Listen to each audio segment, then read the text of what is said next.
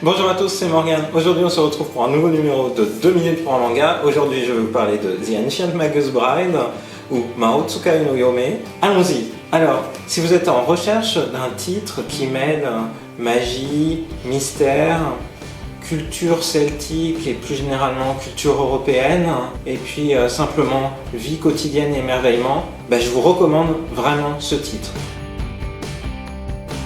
Très rapidement l'histoire. L'histoire commence alors que l'héroïne, Chise, une humaine qui, pour des raisons mystérieuses, en fait, attire la magie vers elle, donc est capable de voir toutes sortes d'esprits à travers ses yeux, est en fait une slave ega, c'est-à-dire une sorte d'être assez unique qui agglomère énormément de magie, mais qui, en contrepartie, risque de mourir assez jeune. L'histoire commence alors que, désespérée en fait, elle est vendue aux enchères à un sorcier, Elias, un sorcier qui a une drôle de stature, très imposant, assez bestial, avec pour seule tête un crâne en os qui fait penser à un animal un peu menaçant. En fait, ce sorcier décide de prendre la jeune Chise sous son aile.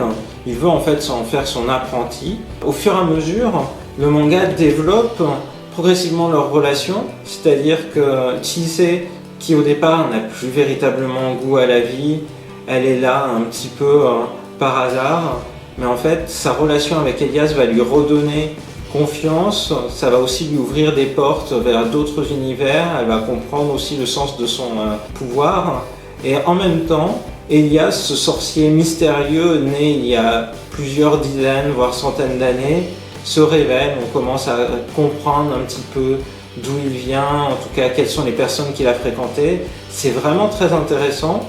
Au-delà de ce fond d'histoire, il y a aussi simplement des scènes qui font intervenir toutes sortes d'événements magiques ou de fées ou d'esprits. Ça fait un petit peu penser à la forêt de Brocéliande, l'univers dans lequel Elias et Chise vivent. En fait, l'histoire se passe au Royaume-Uni, c'est vraiment dans cette influence de contes et légendes, de fées et de mystères que se situe l'intrigue. J'ai trouvé ça vraiment très agréable à lire, avec un développement creusé au niveau des personnages. Alors juste 2 mots sur la mangaka.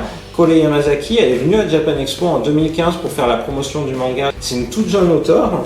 En fait, c'est assez rigolo parce que pour vous donner un ordre d'idée, dans le tome 3, dans le petit rabat de la couverture, elle dit que c'est la première fois qu'une de ses séries atteint le tome 3. C'est pour dire, c'est vraiment la nouvelle génération en fait d'auteurs de manga japonais. Et c'est impressionnant parce qu'on voit au fil des tomes son dessin s'affiner, l'histoire en elle-même se creuse, il y a des nouveaux personnages, il y a aussi des nouveaux fils de l'intrigue qui se développent. Bref, c'est vraiment très joli, tant au niveau scénaristique qu'au niveau visuel, et donc je vous le recommande vraiment, c'est une lecture très rafraîchissante. Le manga ne compte pour l'instant que 5 tomes en France, 6 au Japon. Avec le 6e tome était disponible une OAV qui est en fait le premier épisode d'une série de 3 qui raconte un petit peu ce qui s'est passé avant le début du manga. C'est vraiment très agréable de voir l'univers de The Ancient Magus Bride mis en animation, et d'ailleurs c'est disponible en France sur la plateforme Crunchyroll.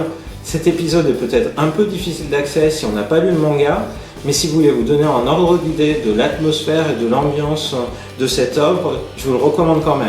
Voilà, vous l'aurez compris, c'est un de mes coups de cœur de cette fin d'année 2016, 5 tomes, et on attend avec beaucoup d'impatience le tome 6 qui vient de paraître au Japon, le tome 7 et le tome 8 avec lequel viendront les épisodes 2 et 3 de la série d'OAV que j'évoquais tout à l'heure, sont donc attendus en fait au printemps et à l'automne 2017 au Japon. Il va falloir être patient.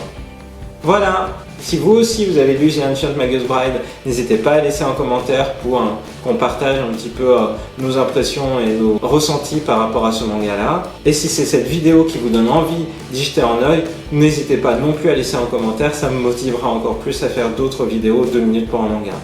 Voilà, c'était tout pour aujourd'hui. J'espère que cette vidéo vous a plu et je vous donne rendez-vous à très bientôt dans une nouvelle vidéo sur la chaîne de Rosalis. Bye bye!